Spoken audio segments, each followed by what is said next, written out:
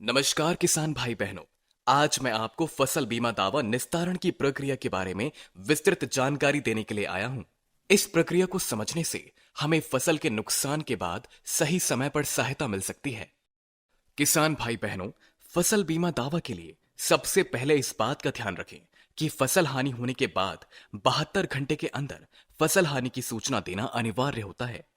जब आप फसल नुकसान की सूचना दें तो कुछ महत्वपूर्ण बातें याद रखें, जैसे फसल बीमा पॉलिसी नंबर, बीमा कंपनी या बैंक का नाम, फसल बीमा कराने की तिथि, सीजन, किस फसल का बीमा कराया है, उस फसल का नाम और बीमित क्षेत्र। ये सभी जानकारी सही और सटीक होनी चाहिए ताकि कोई भी समस्या ना हो।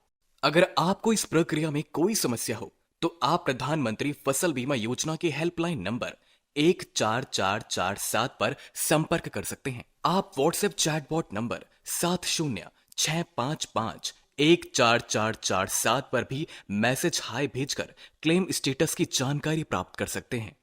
कृषि रक्षक जी, फसल हानि की सूचना हमें कहां देनी होती है?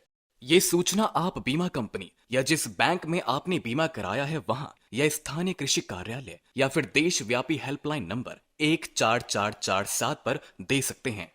कृषि रक्षक जी, सूचना देने के कितने समय बाद फसल बीमा दावा राशि मिल जाती है?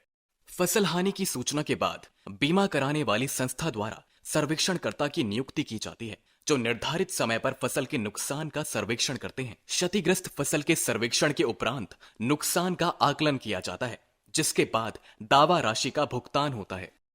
कृषि रक्षक जी, अब हम अच्छी तरह जान गए हैं कि सही समय पर सही जानकारी फसल बीमा दावा भुगतान के लिए अत्यंत महत्वपूर्ण है। जी हाँ किसान भाई बहनों, तो आप सब मेरे साथ बोलिए, फसल बीमा कराओ, सुरक्षा कवच पाओ। फसल बीमा से संबंधित जानकारी के लिए हेल्पलाइन नंबर 14447 पर कॉल करें। फसल बीमा कराओ, सुरक्षा कवच पाओ।